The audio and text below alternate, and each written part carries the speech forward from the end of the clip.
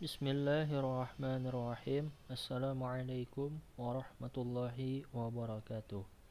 Kami dari kelompok 1 terdiri dari Abdul Hadi, Ahmad Khairani, Muhammad Fikri, dan Muhammad Salim Ma'ruf akan mempresentasikan tentang iman. Untuk mempersingkat waktu, langsung saja kita masuk dalam definisi iman. Iman adalah masdar dari kata amana yu'minu imanan. Secara etimologi, kata iman bermakna al-tasdik, artinya membenarkan.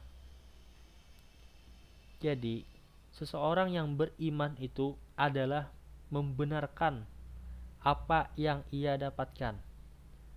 Imam Muhammad bin Ismail bin Muhammad bin Al-Fadl At-Taimi Al-Asbahani mengatakan, iman menurut pandangan syariat adalah pembenaran hati dan amalan anggota badan. Jadi teman-teman, iman itu adanya di dalam hati, meyakini di dalam hati, membenarkan di dalam hati, dan dibuktikan dengan amalan anggota badan.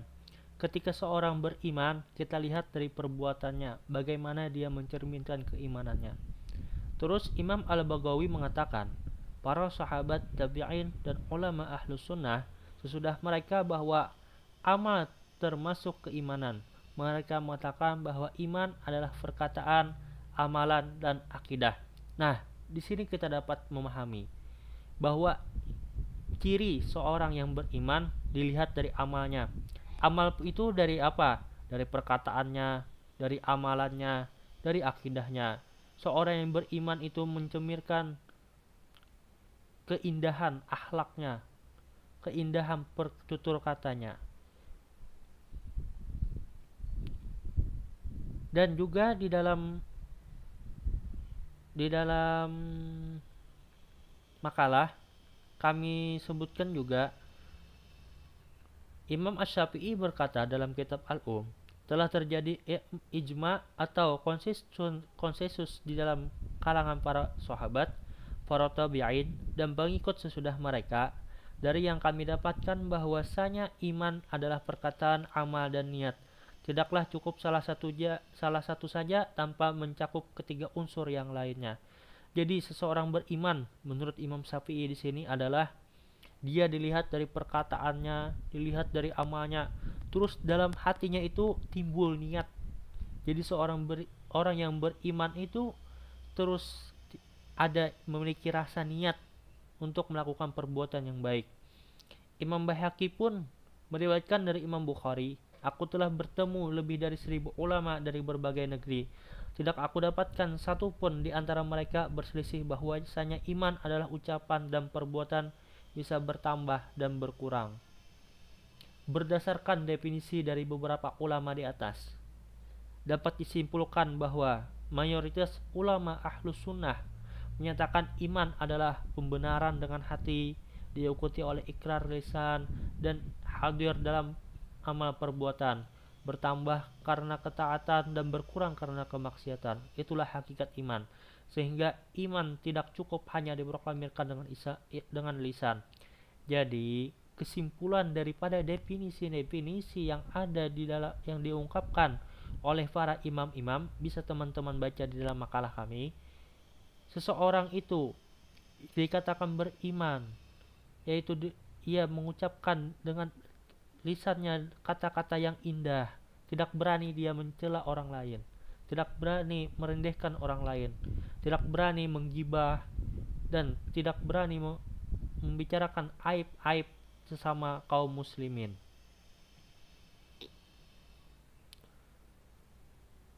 Perbuatannya pun selalu berbuatan amal soleh. Ketika dia orang yang beriman, dia tidak berani mengerjakan amal kemaksiatan, karena dia meyakini bahwa Allah melihat apa yang ia kerjakan. Dia melakukan kebaikan itu meyakini adanya malaikat yang mencatat amal baiknya dan amal buruknya. Dia melakukan amal baik itu mengimani ajaran yang dibawa oleh Rasulullah SAW. iman itu bisa bertambah ketika kita berbuat ketaatan, berbuat kebaikan, dan iman itu pun bisa berkurang ketika kita melaksanakan kemaksiatan. Ketika kita melaksanakan kemaksiatan, maka di situ kita lihat apakah kita ingat ketika itu kita dengan Allah, dengan malaikat, dengan Rasulullah, dengan Al-Quran yang telah memberikan ancaman kepada pelaku maksiat. Kebanyakannya kita tidak mengingatnya. Kita lupa dengan keimanan kita. Kita lalai dalam kemaksiatan. Oleh karena itu, iman hakikatnya di dalam hati kita bisa bertambah dan berkurang. Sehingga iman itu tidak cukup kita katakan, oh aku beriman. Tidak cukup, tapi kita implementasikan dalam kehidupan nyata kita. Kita sesama orang, saudara kita berbuat baik sesama kepada semua orang, tidak menyakiti. Nah, dari iman itu dapat simpulkan bahwa keimanan kita itu ada 6 yang wajib kita imani, yaitu adalah iman kepada Allah Subhanahu wa taala.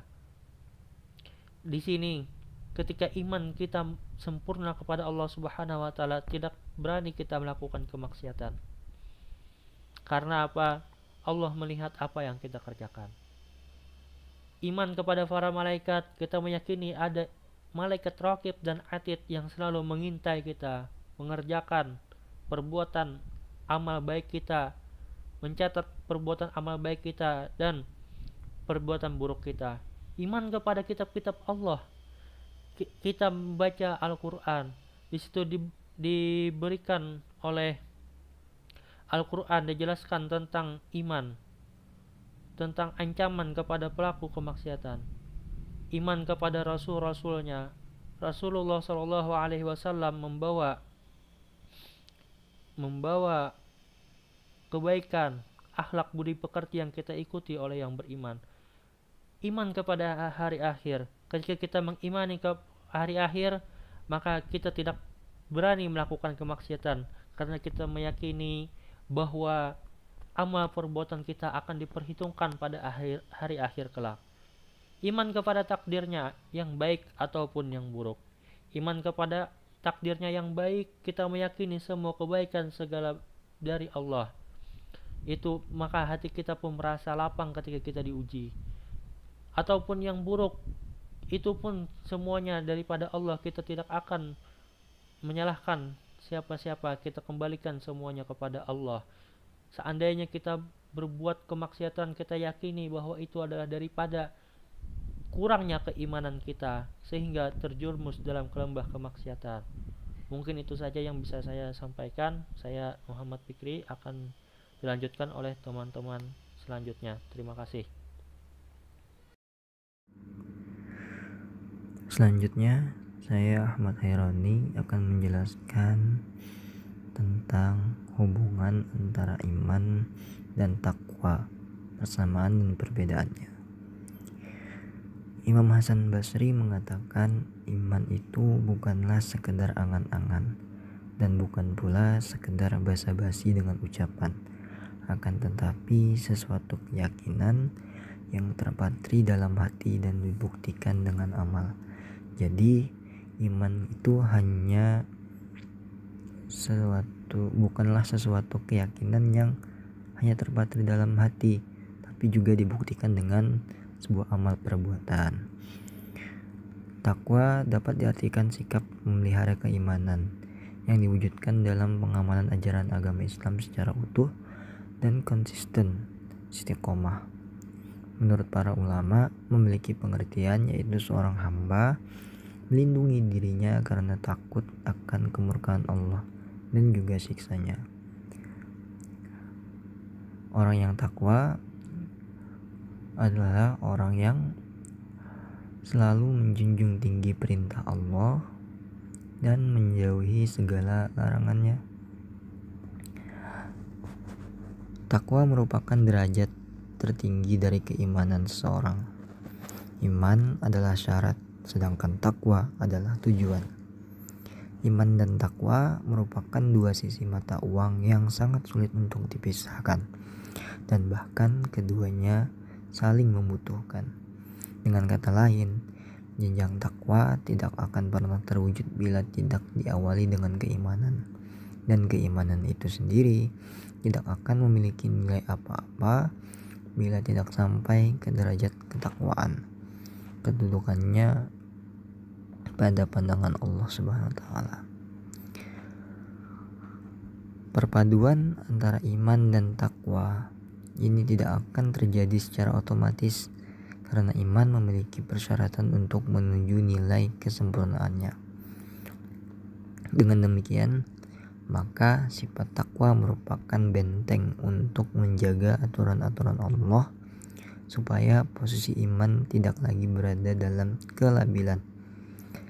Berdasarkan hal ini, maka orang yang beriman harus cerdas mencari mediator yang cocok untuk jadikan jembatan menuju takwa. Nah, selanjutnya tentang tanda orang yang beriman. Yang pertama, bergetar hatinya ketika disebut nama Allah Subhanahu wa taala. Jadi orang yang beriman akan bergetar ketika nama Allah disebutkan. Yang kedua, bertambah keimanannya ketika dibacakan ayat-ayat Allah Subhanahu wa taala, yakni dibacakannya Al-Qur'an. Maka keimanannya pun akan bertambah. Yang ketiga, senantiasa bertawakal kepada Allah Subhanahu wa taala. Orang yang selalu menerima apa adanya, menyerahkan dirinya kepada Allah Subhanahu wa taala, itulah orang yang tawakal. Yang keempat, mendirikan sholat dan menafkahkan sebagian rezekinya. Orang yang selalu mendirikan sholat dan orang yang selalu bersedekah adalah salah satu daripada tanda orang yang beriman. Yang kelima, tidak meninggalkan pertemuan sebelum meminta izin. Dan tanda-tanda orang yang bertakwa adalah sebagai berikut. Yang pertama, teguh dalam keyakinan dan bijaksana dalam pelaksanaannya. Yang kedua, tampak wibawanya karena seumpama aktivitas. Hidupnya dilandasi kebenaran dan kejujuran. Menonjol rasa puasnya dalam perolehan rezeki sesuai dengan usaha dan kemampuannya. Senantiasa bersih dan berias walaupun orang tersebut miskin. Nah, itu juga salah satu tanda orang yang bertakwa. Selalu cermat dalam perencanaan dan bergaya. Hidup sederhana walaupun kaya. Terima kasih. Selanjutnya akan dijelaskan oleh teman kami. Signifikansi membicarakan iman dalam membangun karakter bangsa Indonesia dewasa ini. Pembelajaran pendidikan agama Islam atau PAI di sekolah sebagai salah satu upaya dalam pembentukan karakter siswa. Penanaman karakter pada anak sejak dini berarti ikut mempersiapkan generasi bangsa yang berkarakter. Mereka adalah calon generasi bangsa yang diharapkan mampu memimpin bangsa dan menjadikan negara yang berperadaban dengan menjunjung tinggi nilai-nilai luhur bangsa dengan akhlak dan budi pekerti yang baik, serta menjadi generasi yang berilmu pengetahuan tinggi dan menghiasi dirinya dengan iman dan takwa. Pendidikan karakter pada anak sangat penting dilakukan sejak dini karena karakter seseorang muncul dari sebuah kebiasaan yang berulang-ulang dalam waktu yang lama serta adanya teladan dari lingkungan sekitar. Pembiasaan itu dapat dilakukan salah satunya dari kebiasaan perilaku keberagamaan anak dari lingkungan sekolah, masyarakat maupun keluarga. Contoh dukungan dari lingkungan sekolah misalnya dengan mewajibkan siswa melaksanakan ibadah-ibadah tertentu di sekolah dengan bimbingan guru, misalnya rutin melaksanakan sholat zuhur berjamaah, dan juga menyediakan tempat ibadah yang layak bagi kegiatan keagamaan. Sebagaimana sabda Nabi Muhammad SAW berikut ini, Akmalul mu'minina imanan ahsanuhum khuluqa, yang artinya orang beriman yang paling sempurna imannya adalah yang paling baik di antara mereka akhlaknya. Hadis riwayat Tirmidzi. Pendidikan karakter tidak terlepas dari penanaman nilai-nilai moral dan keagamaan bagi siswa. Kesadaran akan pentingnya nilai moral dan keagamaan serta pengembangan pengajaran yang memadukan keimanan dan ketakwaan sejalan dengan esensi pendidikan sebagai sarana perubahan. Karakter merupakan kualitas atau kekuatan mental atau moral atau budi pekerti yang merupakan kepribadian khusus yang menjadi pendorong dan penggerak serta membedakannya dengan individu yang lain.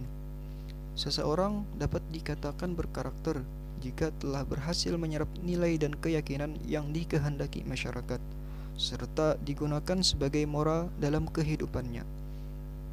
Menurut Freyfried, menyatakan bahwa pendidikan dipandang sebagai salah satu upaya untuk mengembalikan fungsi manusia agar menjadi manusia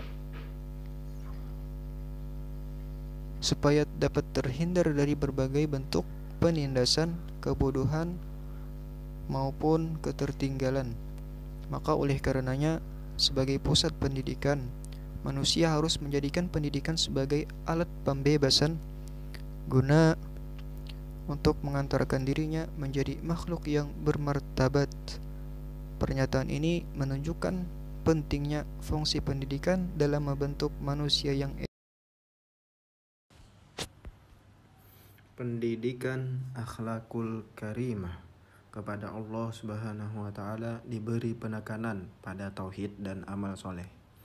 Menurut Yusuf, untuk memiliki akhlak mulia kepada Allah Subhanahu wa taala melalui beberapa cara. Antara lain, cara yang pertama tidak menyekutukannya, cara yang kedua bertakwa kepadanya, cara ketiga mencintainya, cara keempat ridho dan ikhlas terhadap segala keputusannya, cara yang kelima memohon dan berdoa serta beribadah hanya kepadanya, dan cara yang keenam senantiasa mencari keridhoannya. Sebagai orang tua dan pendidik, wajib mengajarkan pada anak akan pedoman-pedoman berupa pendidikan iman semenjak pertumbuhannya, mengajarkan pondasi-pondasi berupa ajaran-ajaran Islam, mengajarkan masalah halal dan haram setelah anak berakal. Faedah dari perintah ini adalah agar seorang anak ketika membuka kedua mata dan tumbuh besar, ia telah mengetahui perintah-perintah Allah sehingga ia bersegera melaksanakannya. Demikian pula ia mampu mengenal dan menjauhi larangan-larangannya. Keimanan yang ada pada kita harus senantiasa dipupuk dan dijaga dari segala hal yang dapat merusak kemurnian keimanan kita. Pendidikan iman adalah mengikuti anak dengan dasar-dasar iman. Membiasakannya sejak mulai paham melaksanakan rukun-rukun Islam dan mengajarinya sejak memayis dasar-dasar syariat Islam. Membentuk karakter anak diperlukan kontinuitas pada proses perkembangannya dari satu periode ke periode berikutnya. Terima kasih. Wassalamualaikum warahmatullahi wabarakatuh.